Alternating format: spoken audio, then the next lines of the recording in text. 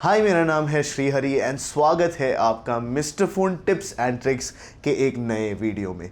Last video में हमने Realme 3 Pro के टिप्स एंड ट्रिक्स बताए थे, तो अगर आपने वो वीडियो नहीं देखी है प्लीज़ जाके देखें, नीचे लिंक है डिस्क्रिप्शन में एंड एक कार्ड भी लिंक्ड है। बट इस नए वीडियो में हम Samsung One UI के टिप्स देने वाले हैं। Samsung Galaxy A50 एंड थोड़ा बहुत Samsung Galaxy A70 भी यूज़ करके हम Samsung One UI के कुछ यूनिक टिप्स एंड ट्रिक्स देने वाले हैं। तो without any further ado let's jump into the video. तो बिना किसी देरी के चलते हैं इस वीडियो में।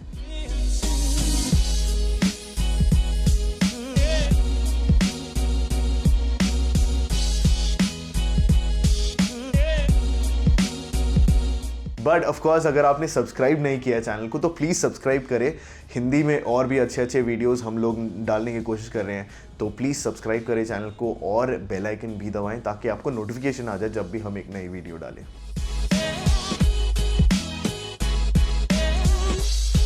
तो पहले ट्रिक में हम देखेंगे कि होम स्क्रीन कस्टमाइजेशन कैसे करते हैं। जैसे सैमसंग जब आपको फ़ोन देता है, जब सैमसंग से फ़ोन खरीदते हैं तो एक तरह से सेट होता है। हो सकता है आइकन्स थोड़े बड़े लग रहे हो आपको या थोड़े छोटे लग रहे हो और आपको कुछ चेंज करना हो, तो आप वो कैसे करेंगे, वो है पहला ट्रिक। उसके लिए होम स्क्रीन को टैप करें, लॉन्ग प्रेस करें और सबसे राइट में आपको होम स्क्रीन सेटिंग्स दिखेगा। उसको जब आप क्लिक करेंगे तो आपके पास बहुत सारे ऑप्शंस आते हैं। पहला ऑप्शन ये है कि आप होम स्क्रीन पे ही ऐप्स रख सकते हैं। जैसे आपने Xiaomi या चाइनीज़ रोम्स में देखा होगा, वीवो के फ़ोन्स में, कि सारे ऐप्स जो है वो होम स्क्रीन पे रहते हैं। आप वो भी चूज़ कर सकते हैं या फिर आप ऐप ड्रॉअर जैसे हमारा जनरल रहता है वो भी चूज़ कर सकते हैं। आप होम स्क्रीन ग्रिड चेंज कर सकते हैं, तो 4x5 का ग्रिड कर सकते हैं जहाँ पे आइकन्स थोड़े बड़े हो जाएंगे, सिर्फ 4 आइकन्स आएंगे एक ग्रिड एक रो में। उसके बाद आपके पास है 4x6 का, 5x5 का और 5x6 का। आप ग्रिड चेंज कर सकते हैं, उसके हिसाब से आइकन के साइजेस भी चेंज होते हैं और होम स्क्रीन का ग्रिड भी चेंज होता है, तो आप उसको भी चूज़ कर सकते हैं क्या करना है। एंड सेम आप जैसे होम स्क्रीन के लिए आपने किया वैसे ही आप ऐप स्क्रीन के लिए भी कर सकते हैं। जो आपका ऐप ड्रॉअर है जहाँ पे आप ऐप सारे आपके होते हैं, वहाँ पे भी आप ग्रिड साइज़ चेंज कर सकते हैं अपने सेटिंग्स पेज से। उसके बाद आप होम स्क्रीन लेआउट को भी लॉक कर सकते हैं। ये होता क्या है कि आपने एक बार एक होम स्क्रीन सेटअप बना दिया जो आपको पसंद है, फिर कहीं यूज़ करते हुए या किसी और के हाथ में देते हुए कहीं ना कहीं ऐप स्लिप होकर इधर उधर चले जाते हैं और आपका होम स्क्रीन लेआउट पूरा चेंज हो जाता है। आप यहाँ पे होम स्क्रीन लेआउट को एक बार लॉक कर देंगे तो उसके बाद जाके अगर आप चेंज करने की कोशिश करेंगे तो कोई ऐप अपनी जगह से नहीं हिलेगा। इवन आप होम स्क्रीन से डिलीट भी नहीं कर सकते उस ऐप को। तो ये एक ऑप्शन है आपका होम स्क्रीन लेआउट को लॉक करने का।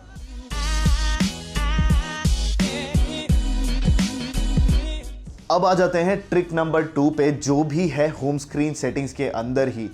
आपने जैसे देखा होगा, आप जब फ़ोन लेते हो बाय डिफ़ॉल्ट जब आप स्वाइप डाउन करते हो तो आप ऐप मेन्यू पे आ जाते हो, ऐप स्क्रीन पे। तो आपको ये बटन यहाँ रखने की ज़रूरत नहीं है, आप सिंपल स्वाइप डाउन करेंगे तो यहाँ पे आ जाते हैं। बट बहुत लोग प्रेफर करते हैं कि इस सिंगल स्वाइप डाउन से आपका नोटिफिकेशन नीचे आ जाए, क्योंकि टॉल फ़ोन है, आप एक हाथ से पहुंच नहीं पाएंगे, तो आप नोटिफिकेशन नीचे लाने के लिए करने की कोशिश करते हैं लोग। ये कैसे करना है, सिर्फ होम स्क्रीन पे सिंपली जाइए, सेटिंग्स में जाइए और नीचे जाके आपको मिलेगा क्विक ओपन नोटिफिकेशन पैनल। ये बटन आप बस ऑन कर दीजिए। उसके बाद जब आप होम स्क्रीन पे जाएंगे और सिंगल स्वाइप डाउन करेंगे और आपका नोटिफिकेशन पैनल नीचे आ जाएगा। तो आपको सिंगल स्वाइप डाउन से आप ये कर सकते हैं, वापस ऊपर भी चला जाता है। तो ये एक ऑप्शन है जो बहुत लोग जो चाहते हैं कि आपका notification panel single swipe down से नीचे है, आप ये यूज़ कर सकते हैं।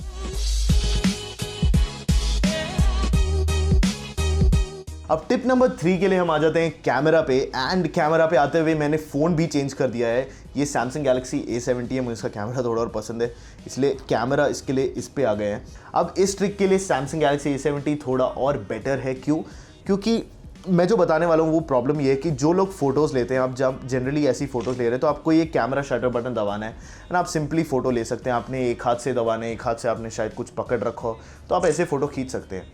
That's it. अगर आपको लैंडस्केप में फ़ोटो खींचनी हो तो अब क्या करेंगे, लैंडस्केप में प्रॉब्लम हो गई है क्योंकि लैंडस्केप में आपका शटर यहाँ नहीं है, आपको यहाँ पे जाना पड़ेगा और ये फ़ोन टॉल भी है तो बहुत मुश्किल हो जाती है। सिंपल चीज़ है, सैमसंग ने ऑप्शन दिया है, शटर बटन को क्लिक करें और यहाँ ले आए। मैजिक की तरह है ना। यस। तो इसमें आप एक्चुअली शटर बटन को लेके मूव कर सकते हैं जहाँ आप चाहें। एंड वंस आपने सेट कर लिया अपना फ़ोटो के लिए, सिंपली इसको दबाएं और आपकी फ़ोटो आ जाती है। वापस उसको वहाँ पे छोड़ दिया अपने शटर बटन की जगह पे, कहीं भी ले जाएं। आपने इसको फ़ोन को कैसे भी पकड़ाओ, आप ऐसे ले जा सकते हैं, पता नहीं उल्टी फ़ोटो क्यों खींचेगा कोई, बट अगर खींचनी है तो ये रहा कैमरा शटर बटन और आप एक हाथ से ये फ़ोटोज़ खींच सकते हैं।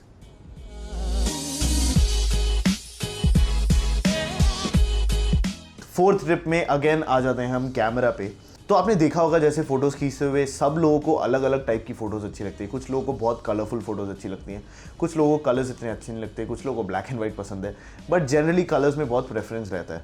तो बाकी फ़ोन्स में जैसे आपने एक AI ऑप्शन देखा है, Xiaomi देता है, Huawei देता है, जिसके अंदर आप AI ऑन करते हैं तो थोड़ा बूस्ट होते हैं कलर्स एंड थोड़ा और पॉप आउट होकर इमेज आता है। अब सैमसंग में भी एक सीन ऑप्टिमाइज़र करके एक ऑप्शन है, तो यहाँ पे वो है। आप अगर सीन ऑप्टिमाइज़र ऑन कर देंगे तो वो सीन के हिसाब से उसको रिकग्नाइज करके आपको एक एनहांस्ड फ़ोटो देगा। अब ये सब लोगों के लिए नहीं है, कुछ लोगों को हो सकता है सीन ऑप्टिमाइज़र की फ़ोटोज़ अच्छे ना लगे। अगर नहीं अच्छे लग रहे तो सिंपली टैप कर दो एंड सीन ऑप्टिमाइज़र ऑफ हो जाएगा। अगर आपको चाहिए तो सिंपली ये टैप ऑन कर दो और आपका सीन ऑप्टिमाइज़र ऑन, और आप अभी स्क्रीन पे 2 फोटोज़ देखेंगे, एक स्क्रीन ऑप्टिमाइज़र ऑफ करके और एक ऑन करके, आपको डिफरेंस दिख जाएगा एंड आप देखिए आपकी प्रेफरेंस कैसी है। अगर सीन ऑप्टिमाइज़र आपको यहाँ पे नहीं मिल रहा है तो आप सिंपली सेटिंग्स में जाइए कैमरा के अंदर और फर्स्ट ही ऑप्शन आपको सीन ऑप्टिमाइज़र मिलेगा। अगर आपको सीन ऑप्टिमाइज़र यूज़ कभी करना ही नहीं है तो यहाँ से ऑफ कर दीजिए, यहाँ पे आपको कैमरा में यहाँ पे दिखेगा ही नहीं। बट अगर आपको ऑन एंड ऑफ करना है, कभी यूज़ करना है कभी नहीं करना, तो आप ये इसको टैप कर दीजिए एंड वापस जब जाएंगे तो आप यहाँ पे अपनी मर्जी से सीन ऑप्टिमाइज़र ऑन या ऑफ कर सकते हैं।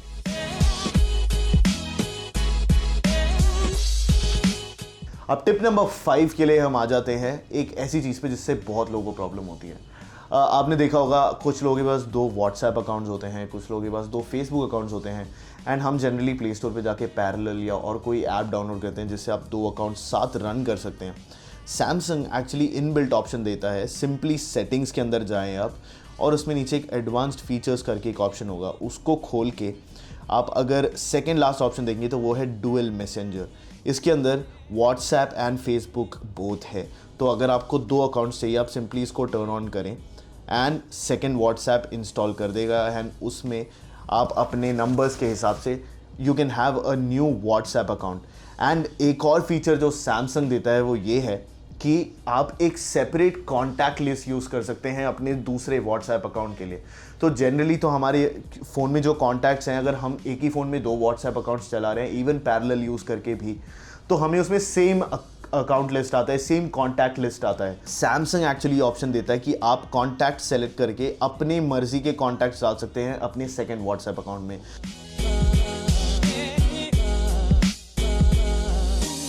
अब टिप नंबर 6 के लिए हम एक बहुत ही इंटरेस्टिंग फीचर पे आ जाते हैं। बहुत लोगों ने देखा होगा, आईफोन्स में मैंने बहुत टाइम पहले देखा था कि जब कॉल आता है तो फ्लैश लाइट जलने लगता है। सो जनरली लोग क्या करते हैं कि जब आप ऐसे एनवायरनमेंट्स में जहाँ पे बहुत ज़्यादा आवाज़ आ रही है या फिर आपको फ़ोन साइलेंट में करना पड़ रहा है बट आप स्टिल जानना चाहते हैं कि आपको नोटिफिकेशन या कॉल कब आ रहा है, तो अब उस फ्लैश नोटिफिकेशन के लिए सिंपली क्या करना है, आप अपने सेटिंग्स में जाएंगे, आपको मिलेगा एक ऑप्शन कॉल्ड एक्सेसिबिलिटी में जाएँ। इसके अंदर एडवांस्ड सेटिंग्स में जब आप जाएंगे तो आपको मिलेगा फ्लैश नोटिफिकेशन।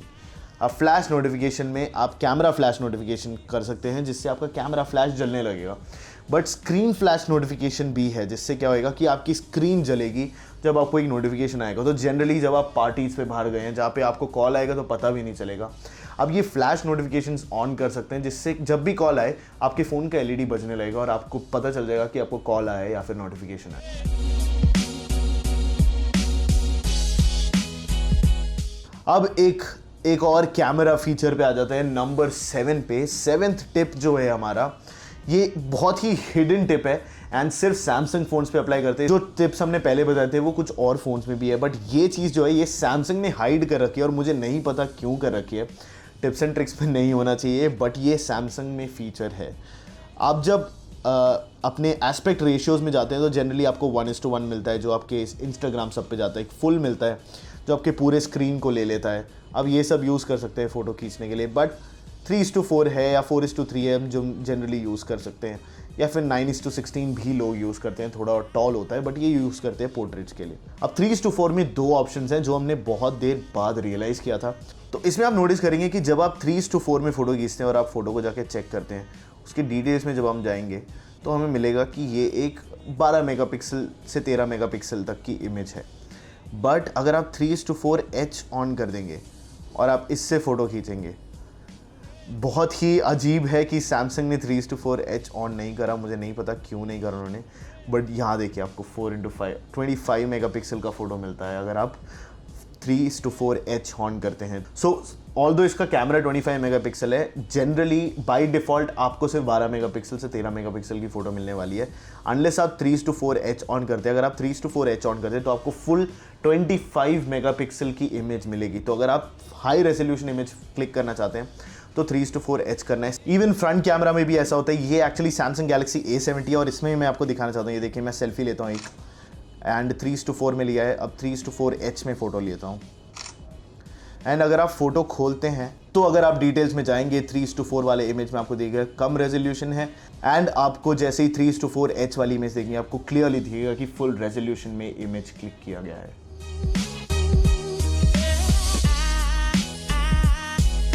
अब आ जाते हैं हमारे टिप नंबर 8 पे, और टिप नंबर 8 है सिक्योर फोल्डर। सैमसंग के पास नॉक्स है जो सिक्योरिटी के लिए जाना जाता है, बट सैमसंग इनबिल्ट एक सिक्योर फोल्डर भी देता है। ये जो सिक्योर फोल्डर है उसमें एक्चुअली घुसने के लिए भी आपको सैमसंग में साइन इन करना पड़ेगा, तो कंप्लीटली सिक्योर है ये। अब वंस आप सिक्योर फोल्डर के अंदर आ जाते हैं तो आपको दिखेगा, देखिए गैलरी है, कैलेंडर है, कॉन्टैक्ट्स है, ईमेल है, कैमरा भी है सिक्योर, माई फाइल्स है, सैमसंग नोट्स है, बहुत सारे ऐप्स हैं। ये सब सिक्योर ऐप्स हैं। इसका क्या मतलब है कि वंस आप इसके अंदर कुछ करते हैं वो सिर्फ इस फोल्डर के अंदर दिखेगा।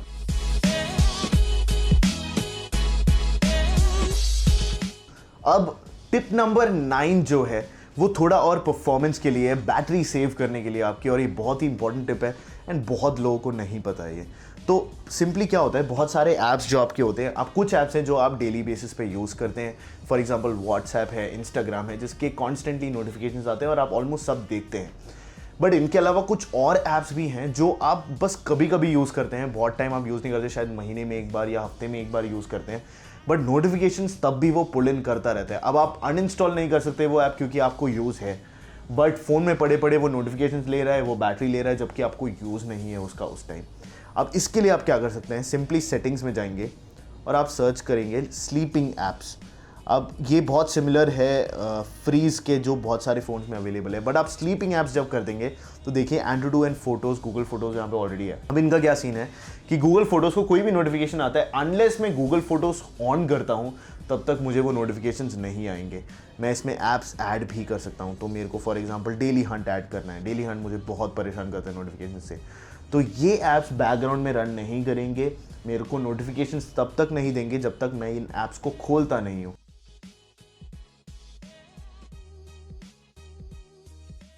अब हम लॉक स्क्रीन पे आ जाते हैं। लॉक स्क्रीन फीचर के लिए अब फ़ोन आपने लिया है, आपको थोड़ा और कस्टमाइजेशन करना है, तो ये लास्ट टिप आपके लिए है, lock screen and always on display customization. अब लॉक स्क्रीन कस्टमाइजेशन थोड़े बहुत फ़ोन्स में होता है, ऑलवेज ऑन डिस्प्ले तो कस्टमाइजेशन बिल्कुल ही 3-4 फ़ोन्स में होता है सिर्फ, एंड सैमसंग एक्चुअली बहुत अच्छा करता है। तो उसके लिए हम चलते हैं सेटिंग्स में और लॉक स्क्रीन पे। अब इस पर देखिए ऑलवेज ऑन डिस्प्ले ऑन है। उससे पहले हम चलते हैं क्लॉक स्टाइल पे। ये रहा क्लॉक स्टाइल। अब ये क्लॉक स्टाइल अप्लाई करता है दोनों lock screen and always on display पे। तो आपको चाहिए तो आप डिजिटल क्लॉक पे जा सकते हैं जिसमें आपका डेट एंड टाइम सब कुछ दिया हुआ है। इसमें भी बहुत सारे वर्जन्स हैं आपके पास। ये देखिए बहुत ही कूल है, मैं जनरली यूज़ करता हूँ, बहुत अच्छा लगता है मेरे को। तो अलग अलग क्लॉक स्टाइल्स हैं आपके पास। ये देखिए 2 क्लॉक है यहाँ पे, आप कोई भी और कंट्री का ऐड कर सकते हैं टाइम जोन के हिसाब से। एंड ये रहा कैलेंडर भी आप डाल सकते हैं लॉक स्क्रीन पे, एंड यहाँ पे कोई जिफ भी डाल सकते हैं, कोई फ़ोटो भी ऐड कर सकते हैं। ये देखिए आपके पास एनालॉग क्लॉक्स भी हैं। तो सैमसंग बहुत ऑप्शन देता है। प्लस अगर आप सैमसंग के थीम स्टोर पे चले जाएंगे तो लिटरली सिर्फ clock styles for the always on display and lock screen के लिए भी इतने ऑप्शंस हैं, पेड फ्री वर्जन्स, आपके पास इतने ऑप्शंस हैं इसको कस्टमाइज़ करने के लिए। उसके अलावा वंस आप फॉर एग्जांपल हम कर लेते हैं कि हम ये वाला यूज़ कर रहे हैं, इसमें भी आप कलर्स भी चेंज कर सकते हैं। आप सॉलिड कलर्स ले सकते हैं, देखिए ब्लू ले सकते हैं, वॉलपेपर के हिसाब से, आपके मे बी उस दिन के अटायर के हिसाब से जो आपने ड्रेस पहनी है उसके हिसाब से आप लॉक स्क्रीन का कलर चेंज करेंगे, फ़ोन को एक स्पेशल लुक आ जाती है। इसके अलावा इसमें ग्रेडियंट कलर्स भी, ग्रेडियंट्स अभी बहुत पॉपुलर हो रहे हैं, तो ग्रेडियंट कलर्स भी सैमसंग ने दिए हुए हैं। तो आई थिंक सैमसंग ने जो कस्टमाइजेशन दिया हुआ है always on display and lock screen पे बहुत ही अमेजिंग है। एंड अगर आपको यूज़ करना है, आप सिंपली इन ट्रिक से लॉक स्क्रीन पे जाके, सेटिंग्स में जाके, लॉक स्क्रीन पे जाके कंप्लीटली कस्टमाइज कर सकते हैं एंड सैमसंग थीम स्टोर से भी डाउनलोड कर सकते हैं। तो थीम स्टोर पे जाके भी आप ऑलवेज ऑन डिस्प्ले के लिए इतने सारे ऑप्शंस हैं, मुझे नहीं लगता कोई भी और स्मार्टफोन मैन्युफैक्चरर है जो ऑलवेज ऑन डिस्प्ले के और लॉक स्क्रीन के लिए इतने सारे कस्टमाइजेशंस देता है। तो आप सैमसंग थीम स्टोर जाके भी ये सब देख सकते हैं। तो ये थे 10 tips and tricks of Samsung one UI। Please हमें बताइए कमेंट सेक्शन में आपको ये वीडियो कैसा लगा, क्या ये टिप्स एंड ट्रिक्स हेल्पफुल थे। प्लीज़ हमें कोई फीडबैक है अगर इस वीडियो के लिए किसी तरह हम बेहतर कर सकते हैं तो प्लीज़ हमें बताइए। बट इसके साथ मैं चलता हूँ। This is Shri Hari from mister phone. Thank you so much ये वीडियो देखने के लिए एंड मैं आपसे अगली वीडियो में मिलता हूँ।